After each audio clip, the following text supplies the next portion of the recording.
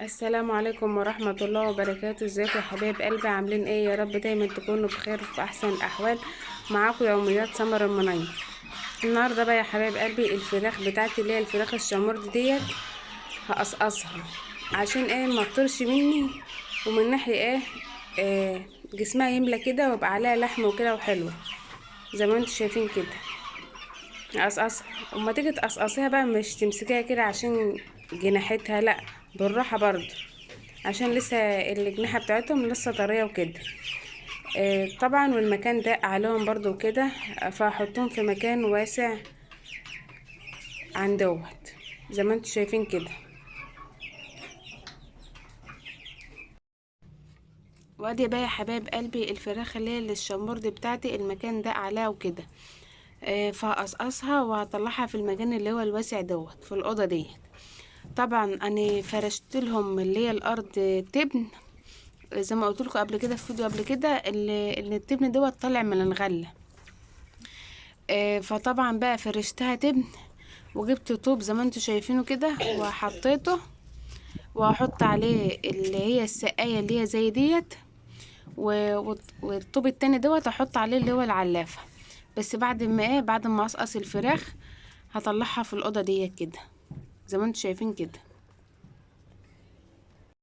انا باخد اللي هي الريشه اللي هي الطويله بس، ما تقطعوش كل الجناح بتاعهم، لا الريش اللي هي الطويل بس. عايزه تعمليه بالمقص من هنا كده عادي زي ما انت عايزه، لكن انا عايزه اخد الريشه كلها ليه بقى؟ عشان انا هحطهم في الخزانه وكده، بحيث لما اجي اعلف الفراخ وانا بعلف اول ما افتح الباب ما يطروش مني زي ما انتم شايفين كده.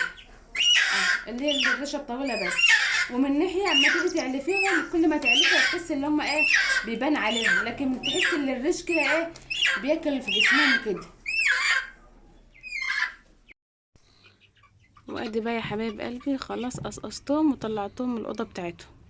اه زي ما انتم شايفين كده السقايه بتاعت الميه والعلافه وحطها برضو على الطوب زي ما انتم شايفين كده.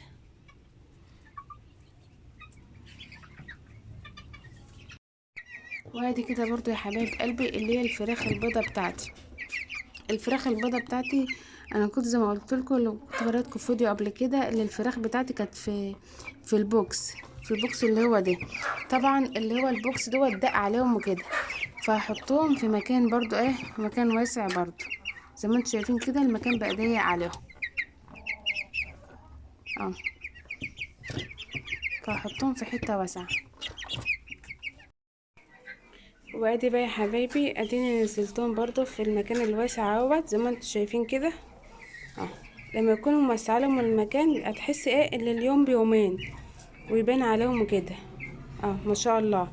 طبعا حط لهم سقايتين وعلفتين وحطهم برضو على الطوب زي ما انتم شايفين كده.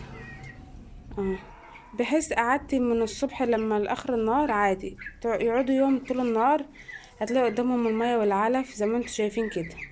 ما تنسونيش بقى يا حبايب قلبي تشتركوا معايا في القناة وتحطوا له لايك.